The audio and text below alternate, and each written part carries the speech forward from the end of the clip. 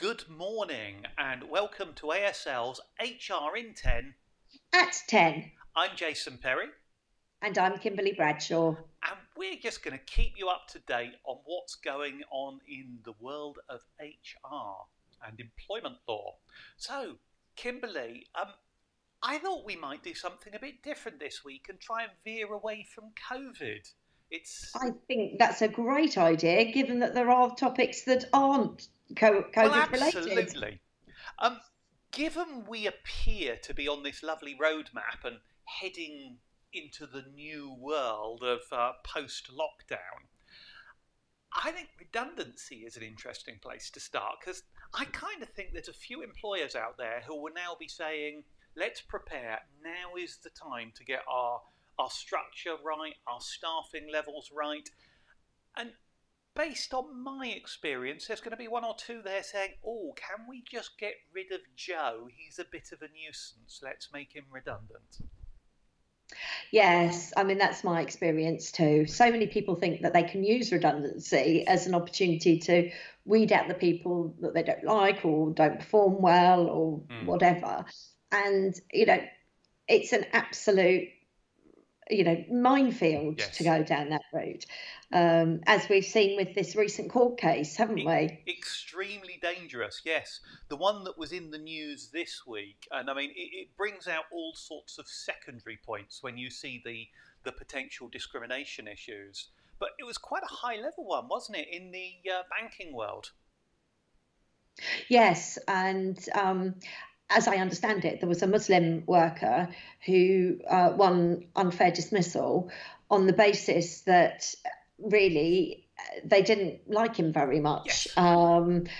I think part of it, and I don't know whether this is the media talking up, but part of it was that as a Muslim, he didn't celebrate Christmas Day. He was worried about something at work and he was working, and he ended up telephoning his boss on Christmas Day, which didn't go down well. No. Which And is go on. and not only just telephoning him, emailing him and other directors. The CEO ended up getting an email on Christmas morning. I have to ask, for the whole work-life balance, why was the CEO reading his work emails on Christmas Day? But that whole principle of he intruded into what they saw as their private time, their private life, was one of the factors, wasn't it? Absolutely. And I have to say, I have had a client ring me on Christmas Day before now. I only answered because I thought it was an emergency. But anyway, I digress. Uh, yes, I think they didn't. What the problem that they faced and why the ruling went against them was basically they didn't do an open and transparent proper process. No. Which, oh, I'm sorry, I've got a cat fight going on in the hall. Oh, If joys you of can live hear it. broadcast. Okay. Um, and it just really shows how important it is to make sure that you've got valid reasons Yes. for the redundancy. I mean, I know the government state 4 valid reasons, such as closure of the business or lack of that kind of work for that kind of individual. If they're closing a place of work, things like that. But then also, it's not just about what your business reason is for the redundancy. You also then have to create a selection pool. Yes. And that did not happen in No. any stretch of the No. imagination. The selection is incredibly important. I mean, what was very unfortunate, if I'm picking very tactful words at the moment, what was very unfortunate for the employer was there was full records of their meetings that planned it. And amongst other correspondence that went backwards and forwards was comments about, yes, that includes the guy that rang us on Christmas Day. It will be best to get rid of that whole team, won't it? And comments of those types. So it was very clear to the tribunal that when the evidence was presented, that it was not a redundancy process, but it was a process to remove people who were no longer popular in the organisation. Exactly. And it is so important that people understand redundancy is not about people, it's about jobs. And if you're closing a department or a unit and therefore 10 jobs disappear, that's really quite straightforward and easy. But the moment you're halving the size of a department, let's say, and deciding that you want to lose 5 people from a department, you need a really good process, a robust process that you can defend as to why you picked those people. Yeah, exactly. And that typically includes things like last in, first out, First out, yes. or I knew what you meant. attendance, or skills and ability, knowledge, experience, all those kinds of things. So, so many people don't think that through, and think, I just don't like him, let's make him redundant. Yeah. Or I've had the employer that has rung me and said, I had a row with such and such, and I told him to F off and never darken my door again. Some clients say. Yes. The one that amused me was the person that told you they accidentally made all their staff redundant. But it's so important that if you're going down that road and you're changing the number of people you've got, get the legals right. Yeah. And if you're in any doubt, get advice. Ring an HR consultant or talk to a lawyer if you're not familiar with this process. But just picking people that you don't want and thinking you can use redundancy will probably land you in a tribunal. This particular case, the Muslim worker that we were talking about, who ultimately was removed because he rang someone on Christmas Day, was what transpired, ended up with over £20,000 in damages in the tribunal. And that's quite a low settlement, I would say. I've seen ones that go considerably higher than that. So really be careful, get the process right, otherwise it will cost you a lot more in the end run, is the advice, isn't it?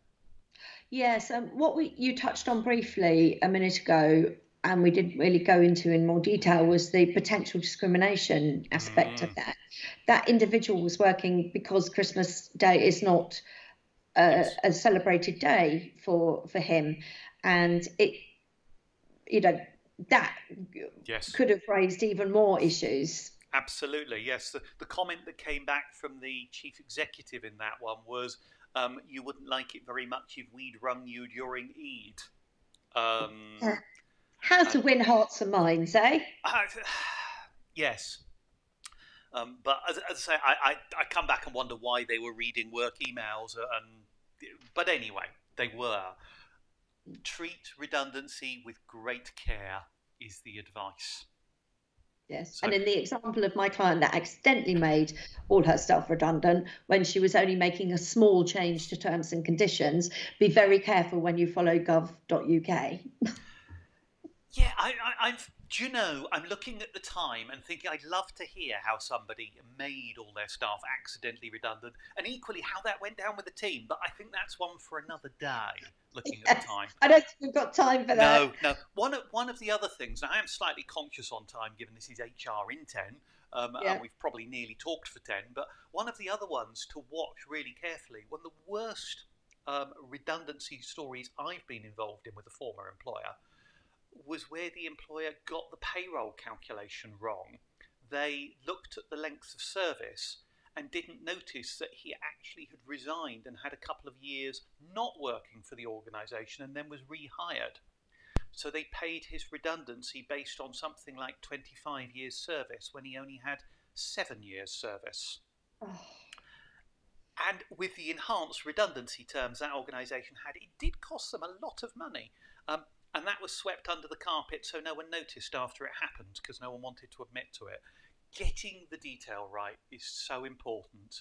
Do it slowly, do it cautiously, and get advice if you're looking at that as we come out of this crisis, I think is the best advice, isn't it? Absolutely. Do you know, we spent about 10 minutes talking about one issue on redundancy. A big one? Yeah, with virtually no mention of COVID. But as HR in 10 goes, that is 10. So I think we'll wrap up for today. Kimberly, thank you so much. And I'll just say, if you find watching these useful, do click the subscribe button on our YouTube channel and get alerts each week when we go live. And do remember, you can ask questions via YouTube. theoretically they pop up on the screen and they put Kimberly on her toes as I throw new issues at her that you type on the screen. It will add a certain element of fun and excitement to the broadcast, won't it, Kimberly? Little for a song. Absolutely. Thanks very much for watching, and we will see you again next week.